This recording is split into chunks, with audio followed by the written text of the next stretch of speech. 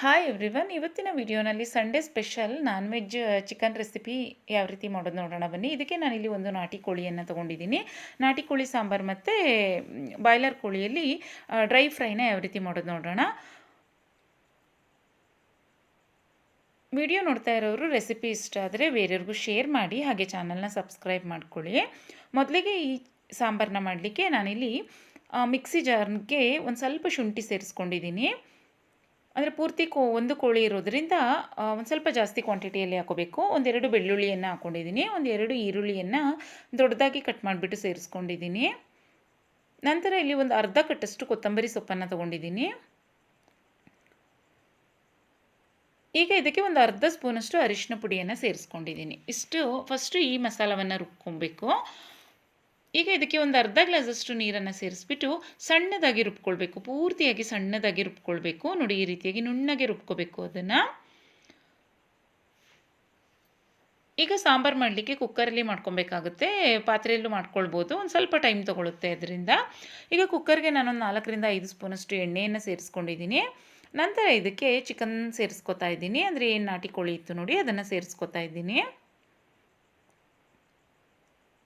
ಬಾಕಿ ಎಲ್ಲ ಸಾಂಬಾರಿಗಿಂತ ಈ ಸಾಂಬಾರು ತುಂಬ ಟೇಸ್ಟಿಯಾಗಿ ಬರುತ್ತೆ. ಸೂಪ್ ಥರ ಬರುತ್ತೆ ಸಾಂಬಾರು ಕುಡಿಲಿಕ್ಕೆ, ತುಂಬ ಚೆನ್ನಾಗಾಗುತ್ತೆ. ಈಗ ಅದೇನು ಎಣ್ಣೆಗೆ ಸೇರಿಸಿದ್ವು ನೋಡಿ, 1 ನಿಮಿಷ ಬಿಟ್ಬಿಟ್ಟು ಹಾಗೆ ಬಿಟ್ಬಿಟ್ಟು ನಂತರ ನೀಟಾಗಿ ಈ ರೀತಿಯಾಗಿ ತಿರುಗಿಸ್ಕೊಬೇಕು. ಈ ರೀತಿಯಾಗಿ ನಾನು ಒಂದು 2 ನಿಮಿಷ ಚೆನ್ನಾಗಿ ಅದನ್ನು ಫ್ರೈ ಮಾಡ್ಕೊಂಡಿದ್ದೀನಿ. ನೋಡಿ, ಈ ರೀತಿಯಾಗಿ ಎಣ್ಣೆಯಲ್ಲಿ ಫಸ್ಟು ಚೆನ್ನಾಗಿ ಫ್ರೈ ಮಾಡ್ಕೊಳ್ಬೇಕು. ನೋಡಿ, ಈಗ ಎಣ್ಣೆಯಲ್ಲಿ ಚೆನ್ನಾಗಿ ಫ್ರೈ ಆದಮೇಲೆ ಇದಕ್ಕೆ ನಾವು ಅದೇನು ಮಸಾಲ ರುಬ್ಕೊಂಡಿದ್ವು ನೋಡಿ, ಶುಂಠಿ ಬೆಳ್ಳುಳ್ಳಿ ಮತ್ತು ಕೊತ್ತಂಬರಿ ಸೊಪ್ಪಿಂದು, ಆ ಮಸಾಲವನ್ನು ಸೇರಿಸ್ಬಿಟ್ಟು ಈಗ ಇದು ಚೆನ್ನಾಗಿ ಕುದಿಬೇಕು. ನೋಡಿ, ಒಂದು 5 ನಿಮಿಷ ಹಾಗೆ ಬಿಟ್ಬಿಡಬೇಕು ಕುದಿಲಿಕ್ಕೆ. ನೋಡಿ, ಈಗ ಈ ಮಸಾಲವನ್ನು ಸೇರಿಸಿದ್ಮೇಲೆ ಈಗ ನೀಟಾಗಿ ಅದನ್ನು ಕುದಿಲಿಕ್ಕೆ ಅಂದರೆ ಮಸಾಲ ಚೆನ್ನಾಗಿ ಕುದಿಬೇಕು. ಒಂದು 5 ನಿಮಿಷ ಅದನ್ನು ಮುಚ್ಚಿಬಿಟ್ಟು ಬಿಟ್ಬಿಡಿ. ಈಗ ಇನ್ನೊಂದು ಮಸಾಲವನ್ನು ರುಬ್ಕೊಬೇಕಾಗುತ್ತೆ. ಅದಕ್ಕೆ ನನಗೆ ಮಿಕ್ಸಿ ಜಾರ್ಗೆ ಒಂದು 2 ಸ್ಪೂನಷ್ಟು ಹುರ್ಗಡ್ಲೆ, ಒಂದು 4ರಿಂದ 5 ಸ್ಪೂನಷ್ಟು ತೆಂಗಿನ ತುರಿಯನ್ನು ಸೇರಿಸ್ಕೊತಾ ಇದ್ದೀನಿ. ನಂತರ ಒಂದು ಸ್ವಲ್ಪ ಚಕ್ಕೆ ಮತ್ತು ಲವಂಗ, ಒಂದು ಅರ್ಧ ಗ್ಲಾಸಷ್ಟು ಇದಕ್ಕೆ ನೀರನ್ನು ಸೇರಿಸ್ಕೊಂಡು ಇದನ್ನು ಅಷ್ಟೇ ಪೂರ್ತಿಯಾಗಿ ಸಣ್ಣಗೆ ಗ್ರೈಂಡ್ ಮಾಡ್ಕೊಳ್ಬೇಕು. ಈಗ ನೋಡಿ, ಚೆನ್ನಾಗಿ ಕುದೀತಾ ಇದೆ. ಈಗ ಅದೇನು ಚಿಕನ್ನಲ್ಲಿ ಮಸಾಲ ಚೆನ್ನಾಗಿ ಕುದೀತಾ ಇದೆ ನೋಡಿ. ಈಗ ಚೆನ್ನಾಗಿ ಕುದ್ದ ಮೇಲೆ ಇದಕ್ಕೆ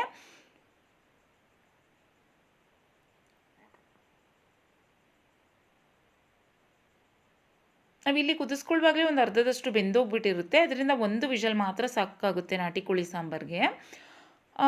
ಈಗ ಇದಕ್ಕೆ 2 ಸ್ಪೂನಷ್ಟು ಅಚ್ಚ ಖಾರದ ಪುಡಿಯನ್ನು ಸೇರಿಸಿದ್ದೀನಿ, 1.5 ಸ್ಪೂನಷ್ಟು ಸಾಂಬಾರು ಪೌಡರ್ನ ಸೇರಿಸಿದ್ದೀನಿ, ಮತ್ತು ಒಂದು 2 ಟೊಮೊಟೊವನ್ನು ಸಣ್ಣದಾಗಿ ಹೆಚ್ಚಿಬಿಟ್ಟು ಸೇರಿಸಿದ್ದೀನಿ.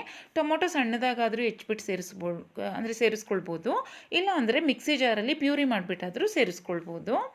ಈಗ ನೋಡಿ, ಇದಕ್ಕೆ ಒಂದು 2 ಗ್ಲಾಸಷ್ಟು ನೀರನ್ನು ಸೇರಿಸ್ಕೊತಾ ಇದ್ದೀನಿ ಚಿಕ್ಕ ಗ್ಲಾಸಲ್ಲಿ. ದೊಡ್ಡ ಗ್ಲಾಸಲ್ಲಾದರೆ 1 ಗ್ಲಾಸಷ್ಟು ನೀರನ್ನು ಸೇರಿಸ್ಕೊಳ್ಳಿ. ಈಗ ಇದಕ್ಕೆ 1 ಸ್ಪೂನಷ್ಟು ಇಲ್ಲಾಂದರೆ 1.5 ಸ್ಪೂನಷ್ಟು ಉಪ್ಪನ್ನು ಸೇರಿಸ್ಬಿಟ್ಟು ಚೆನ್ನಾಗಿ ಕುದಿಲಿಕ್ಕೆ ಬಿಡಬೇಕಾಗುತ್ತೆ. ಅಂದರೆ ಅದೇನು ನಾವು ಖಾರ ಮತ್ತು ಸಾಂಬಾರು ಪೌಡರ್ನ ಸೇರಿಸಿದ್ದೀವಿ, ಅದು ಹಸಿ ವಾಸನೆ ಹೋಗಬೇಕು, ಚೆನ್ನಾಗಿ ಕುದಿಬೇಕು ಖಾರ ನೋಡಿ.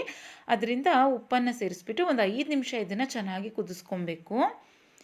ಈಗ ನೋಡಿ, ಚೆನ್ನಾಗಿ ಅದೇನು ನೀರನ್ನು ಸೇರಿಸಿದ್ದೀವಿ ಚೆನ್ನಾಗಿ ಕುದಿಸ್ಕೊಳ್ಳೋ ತನಕ ಅದನ್ನು ಮುಚ್ಚಿಬಿಟ್ಟು ನೀಟಾಗಿ ಕುದಿಸ್ಕೊಂಡ್ರೆ ಆಯಿತು ಅಷ್ಟೇ. ಒಂದು 5 ನಿಮಿಷ ಚೆನ್ನಾಗಿ ಕುದಿಸ್ಕೊಬೇಕಾಗುತ್ತೆ.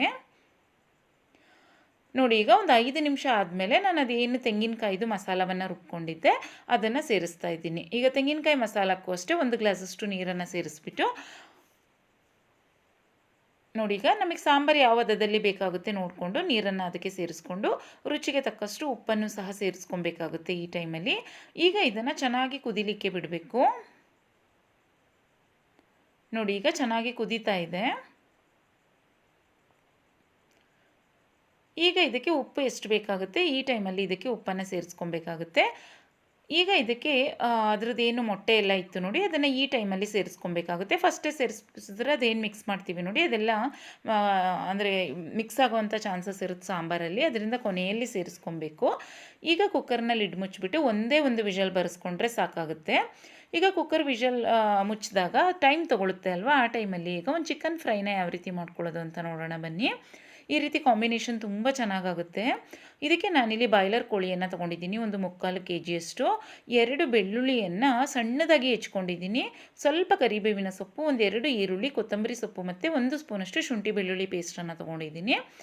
ಈಗ ನೋಡಿ ಚಿಕನ್ ನೀಟಾಗಿ ವಾಶ್ ಮಾಡಿ ಇಟ್ಕೊಂಡಿದ್ದೀನಿ. ಇದಕ್ಕೆ 1 ಸ್ಪೂನಷ್ಟು ಉಪ್ಪನ್ನು ಸೇರಿಸ್ಕೊತಾ ಇದ್ದೀನಿ.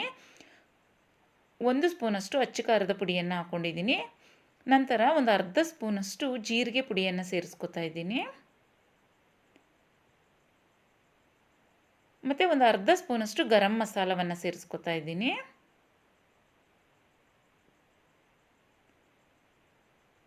ನಂತರ 1 ಸ್ಪೂನಷ್ಟು ಕಸೂರಿ ಮೇಥಿಯನ್ನು, ಅಂದರೆ ಒಣಗಿರುವಂತಹ ಮೆಂತೆ ಸೊಪ್ಪಿಂದು ಕಸೂರಿ ಮೇಥಿ ಬರುತ್ತೆ ನೋಡಿ, ಅದನ್ನು ಸೇರಿಸ್ಕೊತಾ ಇದ್ದೀನಿ.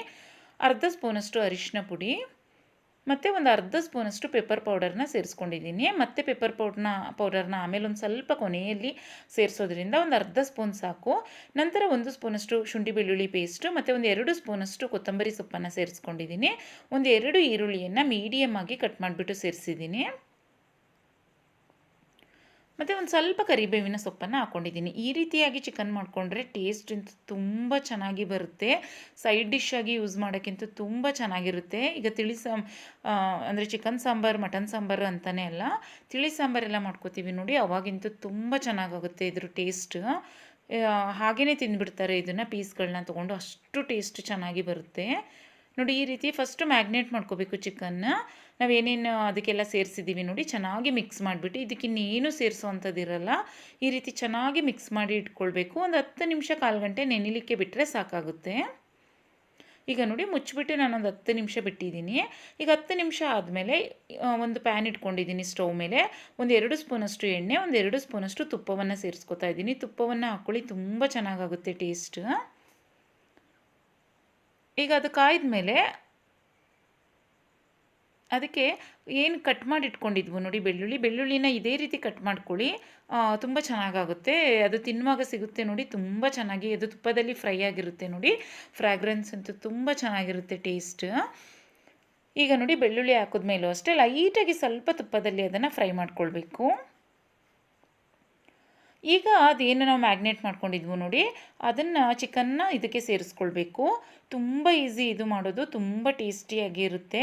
ನಾವೆಲ್ಲವನ್ನು ಮ್ಯಾಗ್ನೇಟ್ ಮಾಡುವಾಗಲೇ ಸೇರಿಸ್ಕೊಂಡಿರೋದ್ರಿಂದ ಮತ್ತೆ ಇನ್ನೇನು ಸೇರಿಸೋ ಅಂಥ ಅವಶ್ಯಕತೆ ಇರಲ್ಲ. ಕೊನೆಯಲ್ಲಿ ಟೇಸ್ಟಿಗಂತ ಒಂದು ಸ್ವಲ್ಪ ಪೆಪ್ಪರ್ ಪೌಡರ್ನ ಸೇರಿಸ್ಕೊತೀನಿ ಅಷ್ಟೇ ನೋಡಿ. ಈಗ ಅದೇನು ಚಿಕನ್ ಸೇರಿಸ್ತೀವಿ, ಸಡನ್ನಾಗಿ ಮಿಕ್ಸ್ ಮಾಡ್ಕೊಳ್ಬೇಡಿ. 1 ನಿಮಿಷ ಅದನ್ನು ಲಿಡ್ ಮುಚ್ಚಿಬಿಟ್ಟು ಹಾಗೆ ಬಿಟ್ಬಿಡಿ. 1 ನಿಮಿಷ ಆದಮೇಲೆ ಈ ರೀತಿ ಟರ್ನ್ ಮಾಡ್ಕೊಳ್ಳಿ. ಅದು ಸ್ವಲ್ಪ ನೀರು ಬಿಟ್ಕೊಂಡಿರುತ್ತೆ ನೋಡಿ, ಟರ್ನ್ ಮಾಡಲಿಕ್ಕೆ ಈಸಿ ಆಗುತ್ತೆ ಅಂತ ಅಷ್ಟೇ. ಈಗ ನೋಡಿ ಅದನ್ನು ಚೆನ್ನಾಗಿ ಮಿಕ್ಸ್ ಮಾಡಿಬಿಟ್ಟು ಮತ್ತೆ ಅದನ್ನು ಲಿಡ್ ಮುಚ್ಚಿಬಿಟ್ಟು ಬಿಟ್ಬಿಡಿ. ಒಂದು ಮೀಡಿಯಮ್ ಟು ಲೋ ಫ್ಲೇಮಲ್ಲಿ ಒಂದು 10 ನಿಮಿಷನೇ ಬಿಟ್ಬಿಡಿ. ಅದು ಚೆನ್ನಾಗಿ ನೀರು ಬಿಟ್ಕೊಂಡಿರುತ್ತೆ. ನಾವು ಮತ್ತೆ ಇದಕ್ಕೆ ಇನ್ನೇನು ಸೇರಿಸೋ ಅವಶ್ಯಕತೆ ಇಲ್ಲ, ಅದು ಹಾಗೇ ಬೆಂದ್ಕೊಂಡ್ಬಿಡುತ್ತೆ, ಅದೇನು ನೀರು ಬಿಟ್ಕೊಂಡಿರುತ್ತೆ ಅದರಲ್ಲಿ ನೋಡಿ. ಈಗ 10 ನಿಮಿಷ ಆದಮೇಲೆ ತೆಗೆದುಬಿಟ್ಟು ನೀಟಾಗಿ ಅದನ್ನು ಮಿಕ್ಸ್ ಮಾಡ್ಕೊಳ್ತಾ ಇದ್ದೀನಿ. ಮತ್ತೆ ಮುಚ್ಚಿಬಿಟ್ಟು ಅದನ್ನು 5 ನಿಮಿಷ ಬಿಡ್ತೀನಿ.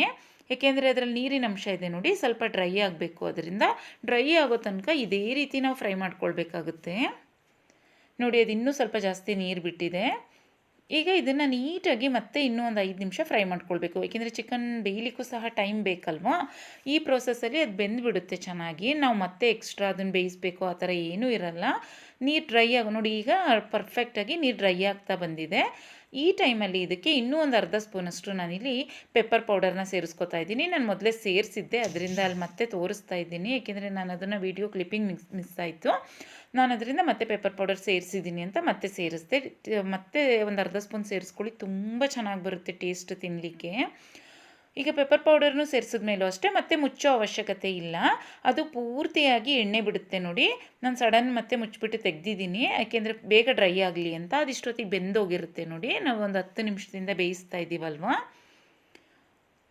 ಈಗ ಅದು ಪೂರ್ತಿಯಾಗಿ ಡ್ರೈ ಆಗಿ ಎಣ್ಣೆ ಬಿಡುತ್ತೆ ನೋಡಿ. ನಾವು ಅಲ್ಲಿ ತನಕ ಅದನ್ನು ಚೆನ್ನಾಗಿ ಫ್ರೈ ಮಾಡ್ಕೋಬೇಕಾಗುತ್ತೆ.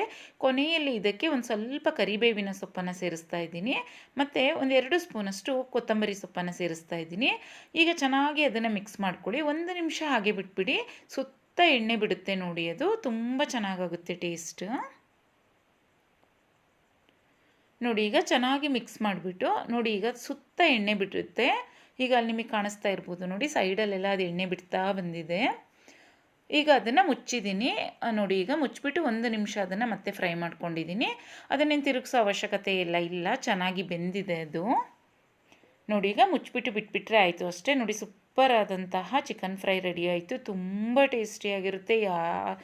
ಯಾರಿಗಾದರೂ ಇಷ್ಟ ಆಗುತ್ತೆ ಇದು. ಯಾರೂ ಚೆನ್ನಾಗಿಲ್ಲ ಅನ್ನೋ ಹಾಗೆ ಇಲ್ಲ, ಅಷ್ಟು ಟೇಸ್ಟಿಯಾಗಿ ಬರುತ್ತೆ. ಯಾವುದಕ್ಕಾದರೂ ಈಗ ಗೀ ರೈಸ್ ಇರ್ಬೋದು, ಇಲ್ಲಾಂದರೆ ಪ್ಲೈನ್ ರೈಸ್ಗಳು ಮಾಡ್ಕೊಂಡಿರ್ತೀವಿ ನೋಡಿ, ಇಲ್ಲಾಂದರೆ ವೆಜ್ ಪಲಾವ್ ಇರ್ಬೋದು, ಎಲ್ಲದಕ್ಕೂ ಸಹ ತುಂಬ ಚೆನ್ನಾಗಾಗುತ್ತೆ.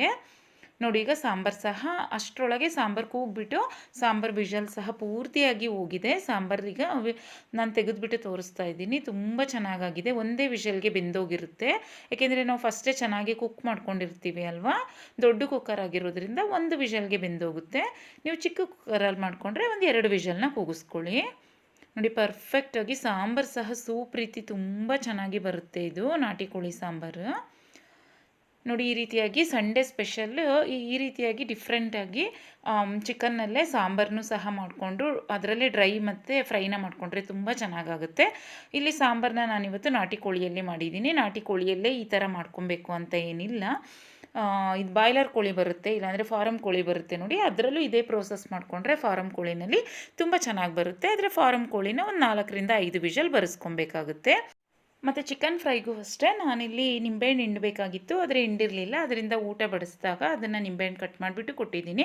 ಚಿಕನ್ ಫ್ರೈ ಮಾಡಿಕೊಂಡಾಗ ನಿಂಬೆಹಣ್ಣನ್ನು ಕೊನೆಯಲ್ಲಿ ಹಿಂಡ್ಕೊಳ್ಳಿ, ತುಂಬ ಚೆನ್ನಾಗಾಗುತ್ತೆ. ರೆಸಿಪಿ ಇಷ್ಟ ಆದರೆ ನೀವು ಟ್ರೈ ಮಾಡಿ, ಬೇರೆಯವ್ರಿಗೂ ಶೇರ್ ಮಾಡಿ, ಹಾಗೆ ಚಾನಲ್ನ ಸಬ್ಸ್ಕ್ರೈಬ್ ಮಾಡ್ಕೊಳ್ಳಿ. Thank you.